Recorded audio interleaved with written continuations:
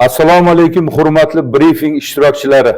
Xalq deputatlari Guliston shahar kengashi sessiyalari qarorlari ijrosi, deputatlik so'rovlari, natijalari hamda deputatlar faoliyatining samaradorlik ko'rsatkichlari to'g'risida ma'lumot beraman. Xalq deputatlari Guliston shahar kengashi va deputatlarning 26-yil o'tgan 6 oy davri davomida faoliyati, sessiya qarorlari ijro holati hamda deputatlik nazorat vositalaridan foydalanish samaradorligi tahlil qilindi. O'zbekiston Respublikasining mahalliy davlat hokimiyati to'g'risidagi hamda xalq deputatlari viloyat, tuman va shahar kengashi deputat maqomi to'g'risidagi qonunlari talablaridan kelib chiqib, shahar kengashi tomonidan hisobot davrida muayyan ishlar amalga oshirildi. Xususan 26-yilning o'tgan 6 oy davri davomida jami 10 ta sessiya o'tkazilib, ularda 82 ta tegishli masala muhokama qilingan. Kengash huzuridagi doimiy komissiyalar tomonidan 80 ta tegishli doimiy komissiyasi qarorlari qabul qilingan. Sessiyalarda kun tartibidagi masalalar yuzasidan 27 ta tashkilot va mas'ul rahbarlarning hisobotlari hamda 5 ta idora rahbarlarining axborotlari eshitilgan.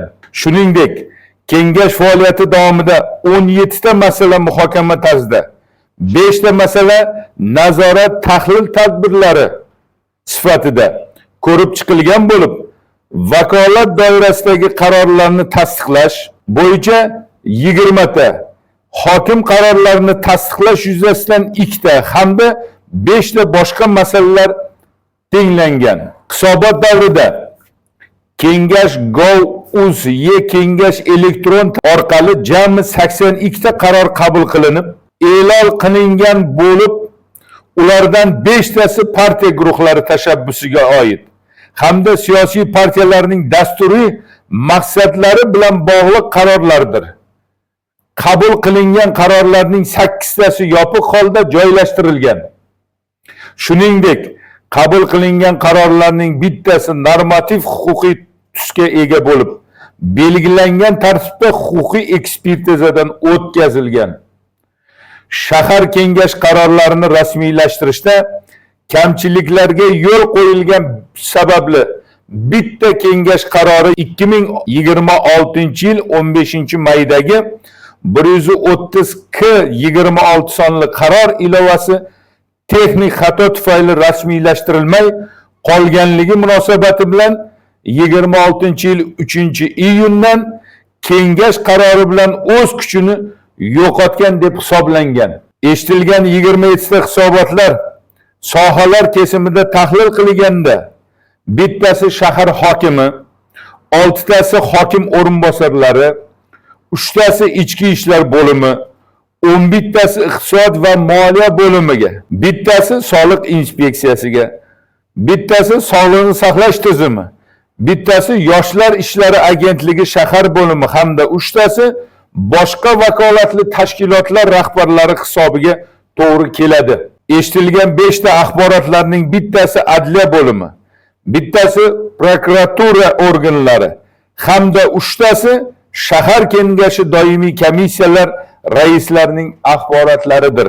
Deputatlarning qonunchilik tashabbusi va aholi huquqiy savodxonligini oshirish yo'nalishida Oliy Majlis Senati yalpi majlis kun tartibiga kiritilgan qonun loyihalari yuzasidan 6 ta qonun doirasida 6 marotaba muhokamalar o'tkazilgan. Yangi qabul qilingan qonunlar targ'iboti bo'yicha 9 ta qonun yuzasidan joylarda 10 ta targ'ibot tadbirlari tashkil etilgan. Kengash deputatlarining aholi muammolarini hal etishdagi eng ta'sirchan mexanizmi hisoblangan deputatlik so'rovlaridan foydalanish faoliyati tahlil qilinganda, hududlarda muammolarni bartaraf etish maqsadida ijro organlari va tashkilot rahbarlariga jami 111 ta deputatlik so'rovi yuborilgan.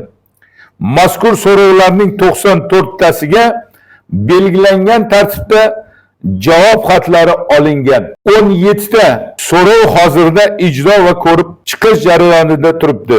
Bitta so'rov bo'yicha belgilangan muddatdan kechikib javob berish holati kuzatilgan bo'lsa-da, umuman javobsiz qolgan so'rovlar mavjud emas. Yuborilgan so'rovlarning 10tasini qo'shma so'rovlar tashkil etadi. Aholi bilan muloqot va saylovchilar bilan uchrashuvlar yo'nalishida deputatlar tomonidan jami 88 ta uchrashuvlar o'tkazilib bo'lib, shundan 50 tasi saylovchilarga hisobot va axborot berish maqsadidagi uchrashuvlardir. O'rganishlar davomida aholini qiynayotgan 135 ta muammo aniqlangan va ularning 85 tasi joylarda ijobiy hal etilgan. Bundan tashqari kengashga jismoniy va yuridik shaxslardan jami 131 ta to'g'ridan-to'g'ri murojaatlar kelib tushib bo'lib, ulardan 57 tasi ijobiy hal etilgan. 61 tasi bo'yicha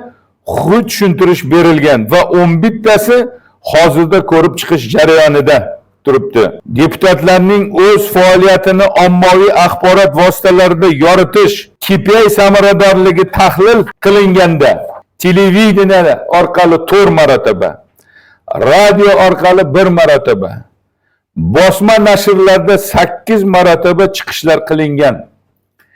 Internet tarmoqlari kesimida esa veb saytlar 85 marta hamda ijtimoiy tarmoqlardagi rasmiy sahifalarda 355 marotaba deputatlik faoliyatiga oid materiallar yoritilgan. O'tkazilayotgan sessiyalar to'g'ridan to'g'ri uzatilmoqda. E'tiboringiz uchun rahmat.